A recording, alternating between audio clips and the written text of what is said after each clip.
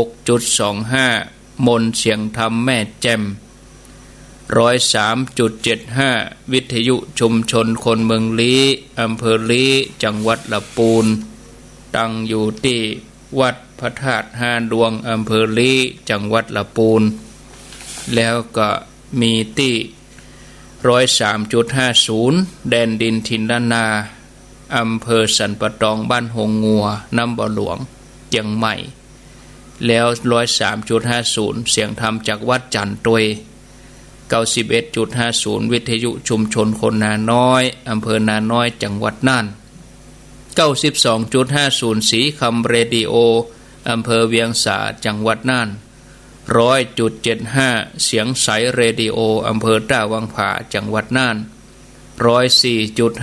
104.50 สถานีวิทยุเพื่อการศึกษาพระพุทธศาสนาและวัฒนธรรมวัดฝ่ายหินพร้อมกับ CM77 เชียงใหม่แล้วก็ 95.75 ล้านนาเรดิโออำเภอศพปราบจังหวัดลำปางอนุโมทนาทุกคลื่นทุกที่ทุกแห่งที่เปิ่นได้เกาะสัญญาณเชื่อมสัญญาณเอารายการนี้ไปสู่ผู้ฟังต่างบ้านมาปะกันแล้วบ่เฮือได้ขาดแคลวเสียเวลานำเสนอพระเจ้าฮารจาดเรื่องที่497อาตมาเปิดพอนี่จะถึง500ก็จบ500แต่ว่ามีต่อแถม50จาดก่อนนะญาติโยมเป็นว่า550มาพอแล้วเนี่ยต่อไปแถม50จาดก็ยังบ่จบง่ายแต่เนาะใบเดนี้497พระเจ้า500จาดหลายท่านก็อาจจะฟังคำยังไปพ่องก็บ่เป็นหยังเนาะบางท่านก็ได้ฟังต่อเนื่อง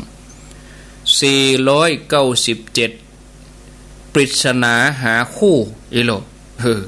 ชื่อชาดกว่าอมราเทวีปัญหาชาดก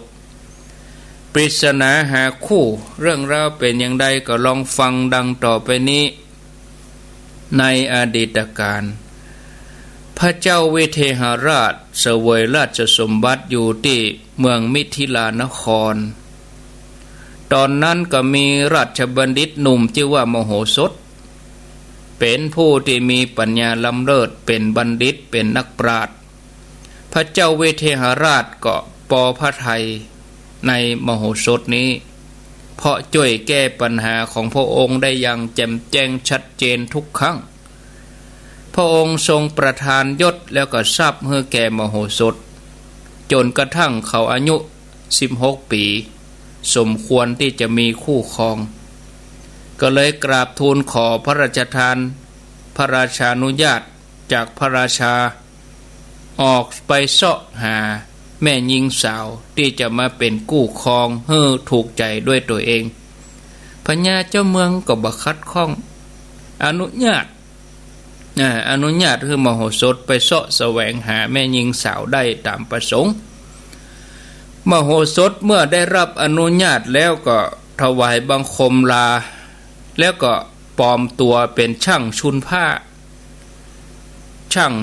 าก็คือหับปะผ้าเย็บผ้าฉีกผ้าหยังก็หับแปงหับซ่อมอีกนะก็ปลอมตัวไปออกจากพระนครก็ไปถึงบ้านอุตรยมะมัชคามในระหว่างทางมโหสถก็ได้สวนทางกับนางอมราเป็นแม่หญิงที่มีบุญญาธิการเป็นลูกเศรษฐีตกยากกำลังเอาข้าวต้มไปส่งให้ป่อซึ่งกำลังไถนาในเวลาเมื่อเจ้ามโหสถหันใส่นางเดินมากึดในใจว่าแม่หญิงผู้นี้มีลักษณะเป็นมังกรมงคลหากนางยังบ่มีสามีก็ควรแก่ตัวเรามโหสถยิ่งนักนางอมระบ่กองได้หันมโหสถก็กึดในใจอย่างเดียวกันว่าปล่อยใจคนนี้อย่างมามีสง่าราศีเป็นผู้มีบุญเมื่อทั้งสองตรงใจอย่างนั้นมโหสถก็กึดจะทดสอบปัญญาของนางอมระ โดยการใช้ภาษาใบ้ภาษามือเนี่ยใช้ภาษามือเขาก็กำมือออกไปเนี่ยหมายความว่ามีเจ้าของหรือยังนางอมละก็หู้ความหมายก็แบมือออกไปหมายความว่าว่างอยู่เปล่าอยู่เมื่อมโหสถหู้อย่างนั้นก็เลยเข้าไปถามชื่อนางอมละก็บอกตรงๆแต่บ่บอกกับอู้เป็นปริศนาบอกว่าสิ่งใดที่บ่มีตึงในอดีตอนาคตแล้วปัจจุบันอันนั้นแหละเป็นชื่อของข้าเจ้ามโหสถก็กึดชักคำเดียวหนึ่งก็ตอบว่าอันยังถามชื่อว่าเธอชื่อยังแทนที่จะบอกชื่อตรงๆนางก็กลับมาบอกว่าสิ่งใดที่บ่มีตึงอดีตอนาคตปัจจุบันอันนั่นแหละเป็นชื่อของข้าเจ้ามโหสถก็เกิดว่าเป็นอันยังก็เลยตอบไปว่าความบัดตายเป็นสิ่งที่บ่มีอยู่ในโลกถ้าอย่างอันชื่อเธอก็คือคงจะชื่ออมละอมละแปลว่าบัดตายนะนางอมละก็ว่าถูกแล้วเหรอเธอจะเอาข้าวต้มไปที่ไหนมโหสถก็ถามว่าอย่างนี้ข้าเจ้าจะเอาไปให้อันเทวดาเหรอศรัทธาญาติโยมพ่อแม่ชื่อว่าเป็นเทวดากะเธอเอาเข้าไปให้พ่อกะถูกแล้วพ่อกำลังทำอะไรอย่างอยู่พ่อเนี่ยกำลังทำตีแห่งหนึ่งให้เป็นสองเหรอทำอะไรยังทำตีแห่งหนึ่งให้เป็นสองก็ได้แก่การไถนาไถไปก็โดยแผ่นดินแยกเป็นสองข้างพ่อเธอกำลังไถนาแม่นก็ถูกแล้วเหรอพ่อของเธอกำลังไถนาอยู่ที่ไหนนางอมละก็ว่าชนทั้งหลายไปในที่ใดครั้งเดียวบักกับพ่อของฉันไปไถนาในที่หั่นไปในที่ครั้งเดียวแล้วบักกับแสดงว่าพ่อของเธอไถนาใกล้ไปเหี่ยวแม่นก็พ่อของเธอไปไถนาที่ใกล้ไปเหี่ยวถูกแล้วเหรอไปที่แห่งเดียวแล้วบักกับวันนี้เธอจะปิกมาก่อมโหสถก็ถามถ้าสิ่งนั้นมาฉันจะกลับถ้าสิ่งนั้นบ่มาฉันจะบักกับถ้าสิ่งนั้นบ่มาฉันจะกลับนางอมลาว่าอีกนี่สิ่งนั้นถ้าสิ่งนั้นมาฉันจะกลับถ้าสิ่งนั้นบ่มาฉันจะกลับอันนี้มโหสถก็ว่าบิดาของเธอไถนาอยู่ที่ใกล้แม่น้ำถ้าน้ำหลากคือว่าน้ำนองเธอจะกลับบ่ได้ถ้าน้ำบ่ไหลมาน้ำบ่หลากเธอก็ถึงจะกลับได้ถูกแล้วเหรอถึงสองนางอมละกับมโหสถนี่ก็โต้ตอบกันไปมาพอสมควรนางอมละก็เลยเชิญมโหสถไปรับประทานข้าวต้มแล้วนางก็ล้างถ้วยล้างจานล้างอะไรอย่างเรียบร้อยล้างไม้ล้างมือเสร็จสัตว์แล้วก็ตักน้ำใส่ขันให้มโหสถได้ล้างมือแล้วก็กลข้าวต้มตักใส่ถ้วยจนเต็มมโหสถก็กินข้าวต้มอิ่มแล้วก็บ้วนปากแล้วก็บอกว่า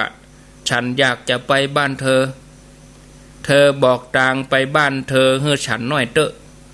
นางอมละก็บอกทางแล้วทั้งสองก็แยกย้ายไปที่หมายตัวเองมโหสถมุ่งหน้าไปที่บ้านของนางอมละเมื่อไปถึงแล้วก็ขึ้นไปบนเฮือนแม่ของนางอมละเฝ้าบ้านคนเดียวหันพอใจแปลกหน้าก็เลยเชิญให้มานั่งแล้วก็ถามว่ามีธุระปะปังอะไรยังนางพอแล้วก็คาดเดาทันทีว่าพอใจคนเนี้ยต้องการมาหาลูกสาวเฮาแน่แต่แม่ก็บ่แสดงท่าทางอะไรยังออกมานิ่งเฉยอยู่พอท่าทีของมโหสถเมื่อดูสภาพทั่วไปของบ้านนี้ก็หู้ทันทีว่าบ้านนี้ทุกข์ยากก็เลยถามว่ามีผ้าเก่าๆที่จะต้องการเอามาเย็บเอามาปักเอามาชุนก็ ฉันจะซ่อมฮื้อแม่ของนางอมละก็ตอบว่ามีกะเกิดกะจ้างต่อได้บ่ฮู้นี่มโหสถก็ว่าบ่ต้องจ้างต้องหยังอีนะแล้วแม่ของนางอมละก็เอาผ้าเก่าๆมาฮื้อมโหสถก็ทำได้คล่องแคล่วเนาะโอ้ทำได้คล่องแคล่วเหลือเกินบำเพ็ญบานานก็เสร็จหมดแล้วก็ได้บอกคือแม่ของนางอมละว่าเอาอย่างนี้แม่ประกาศให้เจ้าบ้านทั้งหลายนะเอาผ้ามาแล้วมาจ้างผมเนี่ยเป็นคนซ่อมคนเย็บคนชุนคือคนได้เย็บผ้าปะผ้าที่มันสิกมันหยังเอามาชุนมาเย็บผู้เป็นแม่นางอมละก็ทำตามนั้นเป่าประกาศเจ้าบ้านทั้งหลายก็เอาผ้ามาให้เขาปะเขาเย็บนะเย็บภายในวันเดียวก็ได้ค่าจ้างถึง1 ปันกหาปณะก่อนนะฝ่ายนางอมละปีกมาจากการส่งข้าวต้มให้ป่อก็มาช่วยแม่ทำงานปรนนิบัติแม่ด้วยความเอาใจใส่ดูแลมโหสถสังเกตอาการของนางอมละ2-3 วันทดสอบอยู่หลายด้านก็ผ่านการทดสอบทำให้มโหสถปลื้มเกิดว่านางอมละเนี่ยฉลาดกิริยาอ่อนน้อมครั้นเมื่อป่อของนางกลับจากที่ทำนาก็จะได้ทาบทามตัวนางแล้วก็ป่อแม่ของเขาเมื่อป่อแม่ของเขายกฮื้อเฮาแล้วก็จะนำทรัพย์ที่ติดตัวเฮามา2 ปันกหาปณะบวกกับที่เฮาไปรับจ้างปะผ้ามอบให้แก่ตั้นทั้งสองแล้วก็ลาป่อแม่ปะผ้าอย่างเรียบร้อยทำงานอย่างเสร็จสัดกับปานางอมละปิกบ้านทำพิธีมงคลสมเกียรติอย่างมีความสุขจบท่านผู้ฟังเรื่องนี้จบลงไปก็ได้คติสอนใจว่าผู้มีคุณสมบัติพร้อมย่อมเป็นที่ต้องการของใครตนเองนี่แหละสำคัญกว่าเป็นไหนเตรียมตัวเองไว้ก่อนดีแล้วต่อไปจะได้สิ่งที่เป็นที่พอใจจบท่านผู้ฟังเนาะสำหรับเรื่องราวของพระเจ้า500 จาดเรื่องที่497ต่อไปมาฟังเรื่องที่498นะ498นี่ชื่อว่า4 สหายประพฤติธรรม4 สหายประพฤติธรรมชื่อชาดกว่าจะตุโปสถิกะชาดกพระเจ้า500 จาดเรื่องที่498จะตุโปสถิกะชาดก4 สหายประพฤติธรรมเรื่องราวเป็นอย่างไรก็ลองฟังดังต่อไปนี้ในอดีตการพระเจ้าธนัญชัยครองราชสมบัติอยู่ที่แคว้นกุลุพระองค์มีพระสหายสนิทอยู่3ก็คือพระอินทร์พญาครุฑพญานาคถึง3นี่จะแปลงกายเป็นมนุษย์ปอดจายมาอยู่กับพญาเจ้าเมืองเป็นเพื่อนสนิทของพระองค์ปอดใจถึง4เมื่อปะกันก็จะมักจะถือว่าตัวเองมีศีลดีกว่าเพื่อนก็เพราะว่าต่างฝ่ายต่างมีดีคนละอย่างโดยพญานาคสามารถทำใจบ่ให้โคตรพญาครุฑที่เป็นศัตรูได้พญาครุฑก็สามารถอดกั้นในความหิวโหยบ่ไปยับพญานาคมากินพญาอินทร์ก็ละความสุขสบายในสวรรค์มาลำบากอยู่โลกมนุษย์ลำพังผู้เดียวในขณะนั้นพระเจ้าธนัญชัยก็ยอมสละราชสมบัติมารักษาศีลอยู่ในส่วนหลวงตามลำพังผู้เดียวบ่ยอมเสวยความสุขอยู่ในพระราชวังตึง4 คนเมื่อปะกันก็เอาศีลของตัวเองเนี่ยมามาเบ่งมาเกทับกันแต่แล้วก็บ่อาจจะตกลงกันได้ว่าฝ่ายดีกว่ากันในที่สุดก็ปากันเข้าไปหาวิทุรบัณฑิต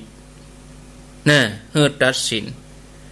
วิทุรบัณฑิตเป็นบัณฑิตประจำราชสำนักของพระเจ้าธนัญชัยมีความเฉลียวฉลาดมีคุณธรรมมากมายเมื่อถึง4นำปัญหาเรื่องศีลว่าไผดีกว่ากัน แล้วก็ให้คำตอบว่าคุณธรรมถึง4ประการนี้ที่ถึง4พระองค์ปฏิบัติอยู่เนี่ยถือว่าดีเสมอกันเพราะล้วนแต่ทำให้ศีลดีขึ้นเหมือนกันแต่ถ้าไผนำคุณธรรมถึง4ประการได้มาถึงหมดคนพวกนั้นก็จะเป็นที่เหมือนกับกงเกวียนที่รวมกันอยู่ในดงเกวียนจะทำให้หยุดบาประงับชั่วได้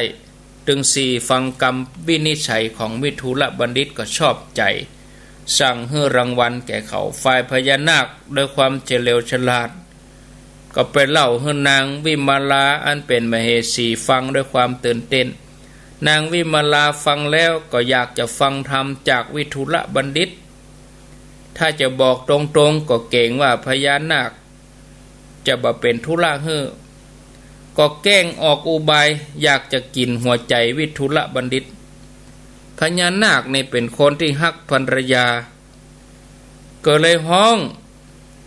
อิลันทตีอันเป็นลูกสาวแสนสวยเฮ่อขึ้นไปอยู่เมืองมนุษย์แล้วก็ไปหาสามีที่มีความสามารถแล้วก็ไปเอาหัวใจของวิทุลบัณฑิตมาเฮ่อเอามาเฮ่อได้ก็บ่ปรากฏว่ามีปัจจัยคนไหนเก่งกล้าอาสาก็มีปุณณยักษ์นี่เป็นลูกน้องของท้าวเวสสุวรรณขี่ม้ามาอาสาที่จะไปเอาหัวใจของวิทุลบัณฑิตนะอรันทตีบ่ชอบในปุณณยักษ์แต่ก็จำเป็นต้องยอมเพราะว่าได้รับคำสั่งจากพญานาคมาแล้วปุณณยักษ์รับคำสั่งแล้วก็ไปขอท้าวเวสสุวรรณเมื่อท้าวเวสสุวรรณบัคัดข้องก็เหาะไปเอาแก้วมณีที่เขาไพบูลย์มุ่งหน้าไปที่เมืองอินทปัตตธนครเมื่อไปถึงแล้วก็แปลงกายเป็นพ่อใจหนุ่มท้าทายพระเจ้าธนัญชัยมาเล่นสกาโดยมักมีกติกาว่าถ้าพระเจ้าธนัญชัยเนี่ยก็จะได้แก้วมณีไปถ้าชนะจะได้แก้วมณีแต่ถ้าว่าปุณณยักษ์ชนะจะบอกขออันยังจะขออันยังพระเจ้าธนัญชัยจะฮื้อผลปรากฏว่าปุณณยักษ์เป็นฝ่ายชนะพญาเจ้าเมืองก็ฮื้อปุณณยักษ์เลือกว่าเขาได้อันยังก็เลือกเอาทั้งหมดบอกว่าจะเป็นแววแก้วแหวนเงินทองของดีของอันยัง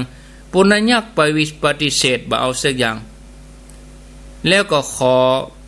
วิทุลบัณฑิตเป็นรางวัลต่ออันเนี่ยพระราชาก็บอกว่าอันยังเขาก็ฮื้อได้หมดแต่ว่าวิทุลบัณฑิตเนี่ยเขาบอกฮื้อเนี่ยเขาฮื้อบ่ได้วิทุลบัณฑิตนี่ก็บ่ฮื้อนะศรัทธาญาติโยมบ่ฮื้อนะเนี่ยเดี๋ยวกันเนอะไม่ตัวนี้ลู่ดังเนี่ยแปลงละขยับให้น้อยอันยังก็ฮื้อได้หมดแต่ว่าวิทุลบัณฑิตก็บ่ฮื้อมีก้าวเท่ากับตัวเฮานี่เฮาบ่ฮื้อ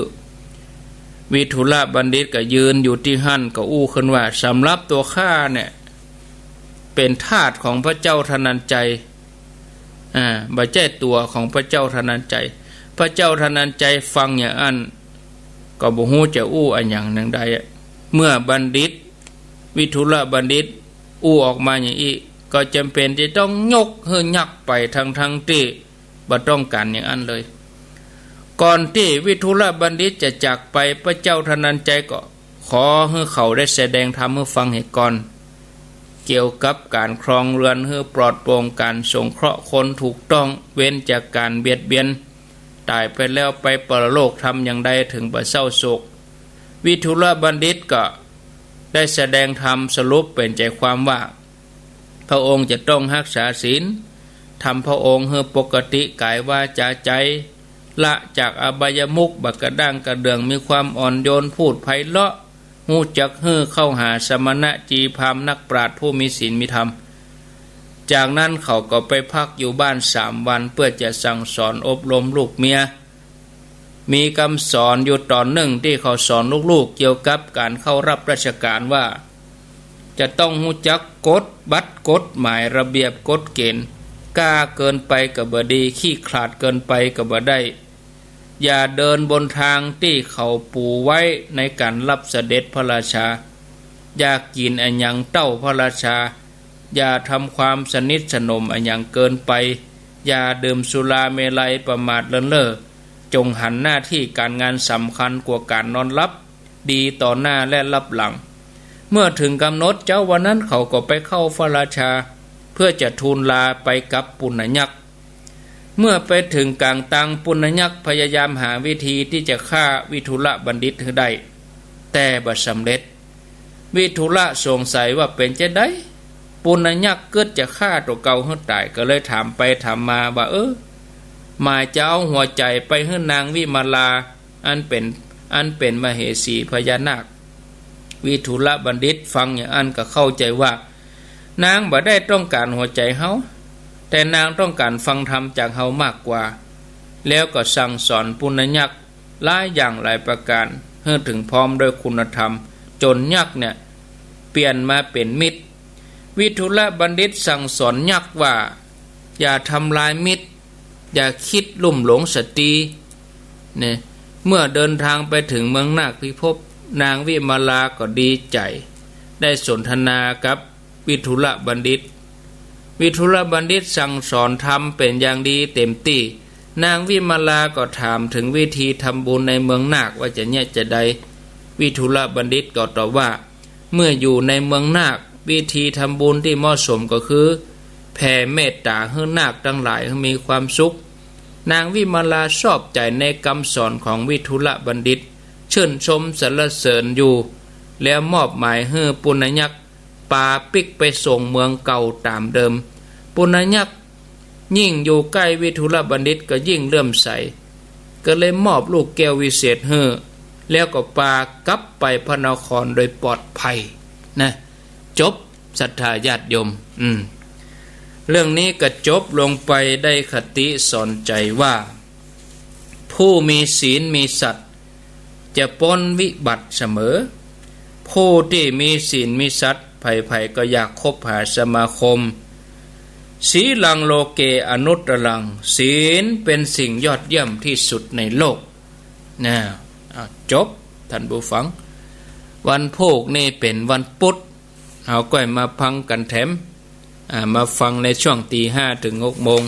พระเจ้า500 จาดวันโภคนี่ยาวพอสมควรเน้อญาติโยมวันโภคนี่เรื่องพญากวางมีศีล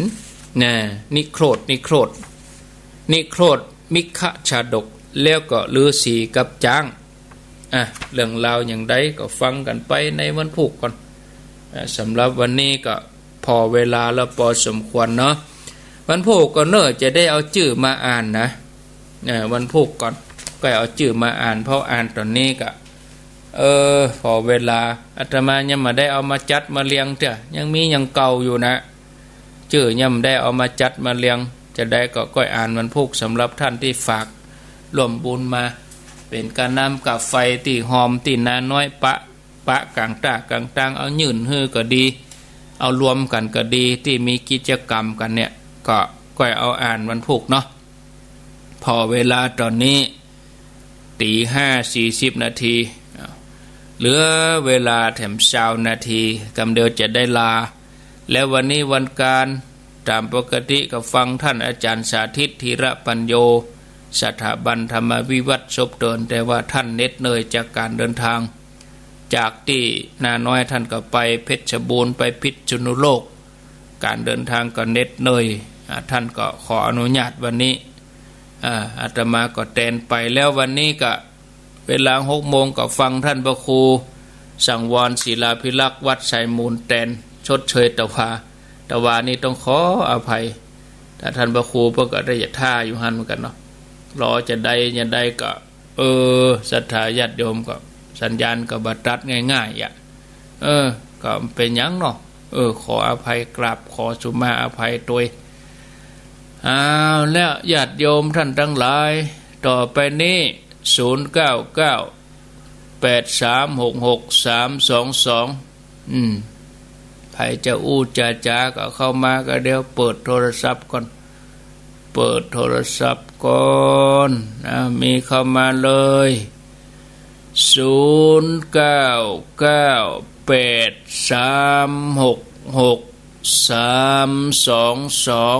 อ้าวเปิดโทรศัพท์แล้วเจริญปอนไหว้สาเจ้าท่านพระครูอ้าวว่าจะได้แม่จันอยู่กับคนมีศีลมีธรรมมันนึงได้ความรู้ไปจริงๆเนาะข้ามลงเนาะโอ้ยไปเดี๋ยวมือพญานาคมันจะได้แก้ววิเศษกันนะคนบุญวิทุลบัณฑิตเนาะชอบเย็นนี่นะเจ้าการวันนี้บัดดับเนาะดับไม่มีดับเลยไม่มีปัญหาถ้าจะเข้าตังแล้วเนาะโมทนาสาธุแม่จันแม่เดินเพนนี่เนี่ยใจขึ้นให้ฟังตี 3เนี่ยให้ฟังเนี่ยตี 3เนี่ยสมใจแล้วกับนี่0998366322เจริญปอนนมัสการเจ้าพระคุณเจ้าโยมพิษสมัยก็คอยตั้งแต่ตี 4 ปลายแล้วเจ้า4 ปลายนิทานชาดก5 โมงแถมพรุ่งนี้เนี่ยของคลื่น104จะเป็นของท่านอนาลัยนาลโยช่วงตี 5น่ะจ้าดีสลับซับเปลี่ยนกันไปเปลี่ยนบรรยากาศเนาะถ้าปั่นมาเข้าก็จะเป็นของท่านพระครูถ้ามันเข้าก็ท่านอาจารย์เปิ้นตึงเอาใส่แตนหรอเปลี่ยนกันไปก็เปลี่ยนบรรยากาศสลับซับเปลี่ยนกันเนาะไม่มีปัญหาเหมือนวันพุธที่แล้วเนาะญาติโยมถ้าเปิ้นมาจัดก็จะเป็นของท่านพระครูเหมือนเดิมโยมก็ได้ฟังอันอย่างที่หลากหลายดีเนาะกินจอผักกาดมันก็ก่ายหรอเปลี่ยนเป็นก๋วยเตี๋ยวเปลี่ยนเป็นข้าวผัดพ่องไอ้กะเนาะเปลี่ยนกันไปแต่ว่าวันนี้ได้ฟังนิทานนี่ก็ม่วนดีเหมือนกันเนาะดีแล้วอนุโมทนาโยมพิสมัยก็คอยใต้เพราะสันผีเสื้อไปตั้งแม่ริมเจริญปอนฮัลโหลท่านนมัสการครับท่านพระครูโอ้จากตังใดฮะจากบ้านหนองปลาค่าครับผมน้าน้อยครับหนองปลาค่าน้าน้อยครับผมบัลลัมได้ยินโทรมานี่ได้ครับอู้อันถึงหมู่เจียงใหม่ฮะมันเสียงมันชัดเจนดีเนาะถึงหมู่เจียงใหม่จุหมู่เจียงไฮ้หมู่ละปูนนะที่ไปวันนั้นเป็นได้พ่องความรู้สึกทางก็ชัดเจนดีนะครับก็มีสาระดีเนาะถึงความทุกวันนะครับความรู้สึกกิจกรรมวันนั้นกะไปวัดครับผมไปครับน่ะกะเป็นได้พ่องคนนักคนหลายผมรู้สึกว่าภูมิใจมากเลยครับภูมิใจมากเลยนะครับอ่อนอกมันใจเปิ้นห่อเข้าเฮินเนอะยินดีแตะครับใจสักเล็กสักน้อยนะหมู่แม่บ้านหมู่ปอบ้านขยันขันแข็งเข้มแข็งกันน่ะกินจนเรือเกลือจนอิ่มแตะก็ภูมิใจจนย่าอย่างจะบ่ถูกเลยกังเนาะม่วนกันเนาะคนเฒ่ากลัวข้าวต้มวิทย์ไปแม่เรือเป็น2หม้อพุ่นน่ะกลัวข้าวต้มวิทย์เป็นเรือแตะเหลือว่ากินจนเรือถึง2 ตีเลยอ่ะโมทนาเนอครับผมครับนี่อยู่นาน้อยเป็นศรัทธาหนองปลาค่าท่านพระครูสุจินท่านแล้วฟังวิทยุด้วยเจริญปอนกับไว้สาครับเน้นลักอะครับผมเน้นลักว่าจะได้เน้นลัก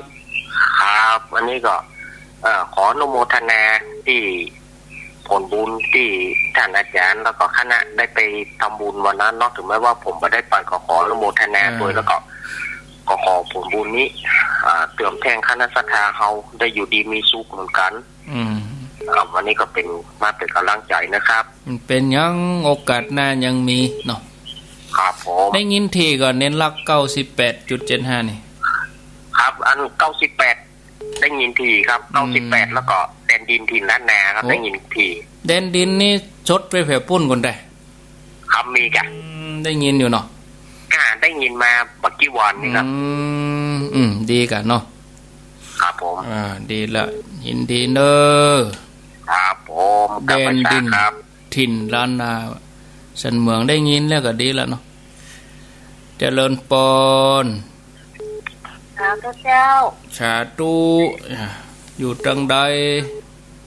นี่มาจากเป้าเจ้าเมืองเป้าจากสันเมืองพดไปเมืองเป้าบนเหรอวันนี้เมืองเป้าได้ฟังว่ากูเจอลิเฟสตัวตามเพื่อนบ้านหยังเมืองเป้าบ้านหยังบ้านหนองโคกเจ้าหนองยังก็หนองโคกตำบลสันทรายหนองโคกเองเหรอเจ้าตำบลสันทรายเจ้าอำเภอเป้าแม่ฟังคลื่นไหนนี่สถานีใดคลื่น104เจ้า104ฝ่ายหินนะเจ้าทางวัดฝ่ายหินไปถึงเมืองเป้าปุ่งก่อนนั้นแมลงได้ยินก่อแมลงนี่ได้ยินถึงเสือบางเสือก็ไม่ได้ยินแม่ต่อเสาขึ้นแหมหน่อยกะเอาใส่ไฟมัดกะแต่แม่เจ้านี่ดีเนาะเจ้ามันเจ้านี่ดีถ้ามันโทรมาก็หู้รู้นี่มันหน้ากันหน้ากันเนาะโทรมาผ่องกันเมืองว่าอันนี้ก็ได้ยินแล้วก็มาเป้าเราเต็กดีแล้วหน้าบุญเราได้อนุโมทนาเนอสาธุเมืองเป้าเจริญปน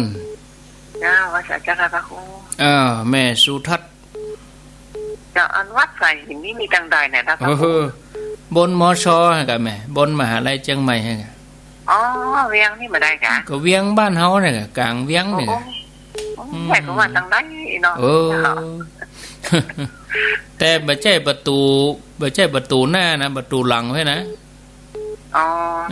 ประตูหลังเพ่โยนคู่ไว้อยู่ใช่ถ้าประตูหน้าบนก็ขึ้นโดยสเต็ปต้องประตูหลังเพ่ประตูที่กาต้นพยอมเพ่นะต้องเลี้ยวซ้ายต้องเลี้ยวซ้ายที่กาต้นพยอมถ้าเฮาลุกสายไตมาต้องประตูเพ่ตังวัดป่าแดงเพ่ไปตังวัดป่าแดงถ้าเฮาเลี้ยวซ้ายเข้าวัดป่าแดงตั้งชื่อก็ฝ่ายหินเนาะจวนกันเหียนดื้อเข้าไปตัวเข้าไม่ได้ไปเมืองน่านก็ไปฝ่ายหินนี่กะเนาะหมู่ตังบ้านห้องก็ไปจะไปจัดหลายเหรอเกี่ยมกันไปแอวจัดหลายกับถ้าเฮาแล้วเจ้าก็มีที่แอวเฮาเมาไปแอวต่างถิ่นเนาะแอวเชียงใหม่พ่องกะแอววัดในเวียงพ่องวัดพระสิงห์วัดสวนดอกโอ้จัดงามจัดดีไปเลยเปิ้นติดคำเหลืองห่ำติแอวปะโลอย่างในเวียงวัดเจดีย์หลวงวัดพระสิงห์วัดเจียงมันเจียงยืนเนี่ยวัดต่างๆเฮาไปแอวกะมีเวลาก็ขึ้นโดยสุเทพปุ่นแถมตานแล้วก็เอวไปหรอเอวในเวียงตีวัดในเวียงวัด7 ยอดวัดพระสิงห์ไว้วัดพระเจ้าเกาตือวัดสวนดอกหมู่เนี่ยเฮาไปเอวตั้งอื่นแล้วเฮาบางทีคุณค่าในเมืองเฮามีเหมือนกันหรอตีเอวอู้ถึงนะเดชสวนสัตว์เพิ่นก็เปิดแล้วหรอ0998366322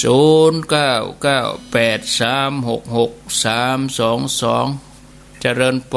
นไอ้แขกเจ้าท่านหูบ้านบวกเจ้าบ้านบวกเมืองลีเจ้าวะฟังเจ้าชัดเจนดี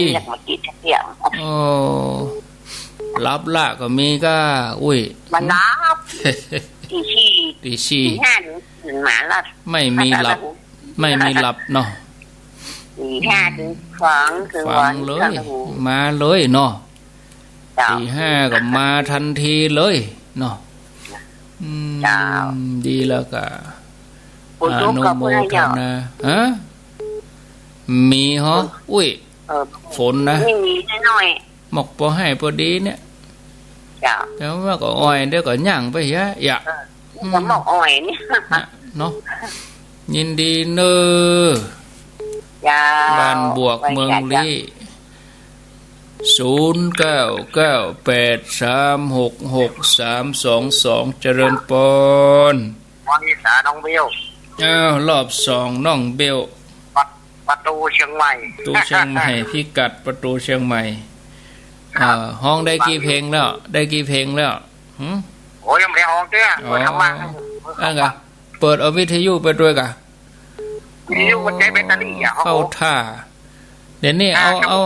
4 ชั่วโมง 5 ชั่วโมงก่อน เอากันมาแอวกาดรถได้ แน่นอนกะ ผม เอา นี่ทำได้ฟังพระครูได้นอนรับเลย นอนรับนะดีแล้วเนอะ วันนี้ตอน3 โมงก็ฟังกันแถมเนาะ ฟั 4 ง โมง กันแถ เนาะ ม3-4 โมงก็ฟังกันแถม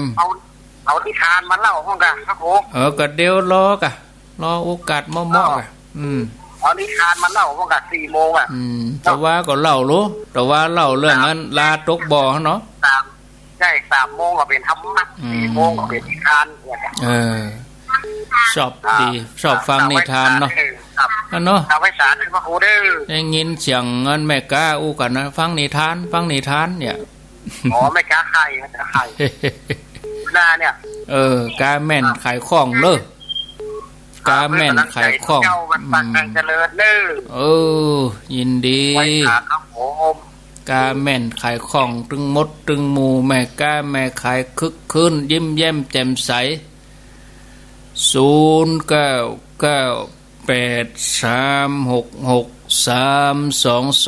เวียงเป้าอย่างดักแซบ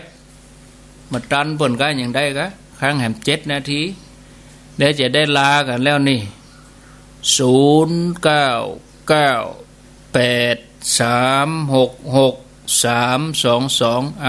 มีเข้ามาจะอู้จะจาก็ขอเจริญปนรับสายเจริญปน พระเจ้า จากดังใด จากห้วยบ่อทองตำบลแม่ปงดอยสะเก็ดเจ้า ห้วยบ่อทองก่อนนี่ปดโถเจอห้วยบ่อทองดอยสะเก็ดได้ยินชัดเจนก่อหาเจ้าชัดเจนเจ้าเมื่อคืนฟังก่อนเมื่อคืนเมื่อคืนมาแล้วได้ฟังเจ้าแม่แรงเนาะแม่แรงบ่าย 3ฟังทุกวันเจ้าแม่แรงได้ฟังเจ้ากับแรงเนาะเจ้าได้ยินป้อยดีก็ชัดก็เจ้าชัดเจนดีโดยสเก็ตนี่นะชื่อห้วยบ่อทองอีกเหรอบ้านห้วยบ่อทองเจ้ามีตึงทองตึงเงินแต่โดยสเก็ตนี่ได้เจ้าห้วยก็เป็นห้วยเงินว่ะบ่อก็เป็นบ่อทองว่ะแม่ห้วยเงินบ้านบ่อทองอีกว่ะปะโถสวายกำลังใจนะเจ้ายินดีเนอเจ้าโดยสเก็ตเด็ดสกอยเจริญปนไว้สาทานพระครูครับปนนั้นประเสริฐเนาะครับปนนั้นประเสริฐครับประเสริฐนาน้อย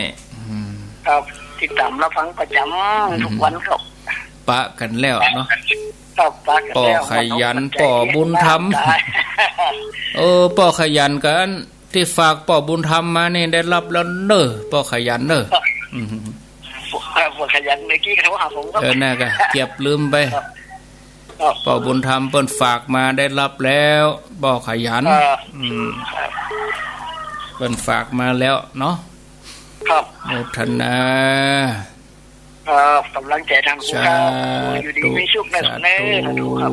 อันนี้จากนาน้อยเจริญปนจากดังใดจากนี้ได้หนองห้าเจ้าหนองห้าเมืองลี้นอนฟังกว่าน้ำมันเอาหน้าฟังไหวตัวไหวตัวเรียบร้อยก็เดี๋ยวฟังธรรมเนอะอุ้ยก็เดี๋ยวท่านพระครูเพิ่นจะเทศธรรมนะท่านพระครูวัดไชมูลก็ที่เนี่ยกะ เจ้าฟังทีเนี่ยจูนแถววันแต่น้อยมันแค่วันนั้นจนจบไปเลยเจ้าอยู่ดีมีสุขอยู่ดีมีสุขแต่หอนเนี่ยอ๋อยินดีเนอะทางนั้นฝังกระตึกหงมงไฟหินก็ฟังท่านพระครูวัดวังสิงห์คำต่อส่วนที่ขึ้นสีขาวเขาก็ฟังพระครูวัดไซมูล0998366322เจริญปอนติดแล้วจากดังใดติดแล้วเนอจะเข้าไปศาลเจ้าจากที่ไหนจากปางงิ้วเจ้าปางงิ้วแม่เสากะเจ้าแม่เสาเขาถึงบ้านกี่โมงแต่ว่าแม่เขาเฟียวเจ้ากะแม่เอวเงาแหมล้อวัดอันไหนว่าเจดีพุทธคยาเจดีพุทธคยานั่นนะแม่จิรวัตรหนึ่งปลาเอวดีแล้วทำได้ไปอินเดียพอดีดีแล้วกะแม่เฟียวเจ้า5 โมงก็แล้วมันเที่ยงเมินแล้วใช่ปอกันนะเต่ากันนะจ้ะเขาก็ถึง5 โมงเนี่ยจวนแม่จิรพันธ์แหมกำมันไก่หน่อยฮะไก่ก็วันที่12ว่างก็มาแหมกะวัดไฟหินนี่มาเอวสวนสัตว์นี่เพิ่นเปิดแล้วเหรอเราออนเอวฟรีแล้วล้มเดียวนี่สวนสัตว์เชียงใหม่มาวัดในเวียงนี่วันที่12กรกฎาคมแต่มันนั่นเขาได้เอวเสียนะไปได้เอวอย่างเขาเมาไปเอวไก่พระเจ้าเก้าตื้อก็ได้หันกำเตือก็ได้หันวัดพระสิงห์เนี่ยวัดเจดีย์หลวงเนี่ยวัดสวนดอกเนี่ย